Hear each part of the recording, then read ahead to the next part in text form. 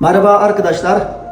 Şimdi ben Çin'de bu market motosiklet arka çantası.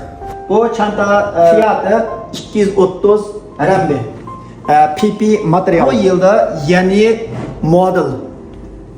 Fiyatı 260 yuan. Devam ediyoruz.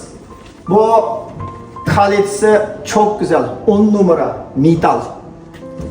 Fiyatı 300 yuan. Devam ediyoruz. Fiyatı ucuz. 180 RMB. Devam ediyoruz. Geldik. Burada bir model var. Yeni model. Bir motosiklet arka çantası. 3 tane. Çok güzel. Fiyatı 2500 yuan. Ben Çin'de find me. Okay?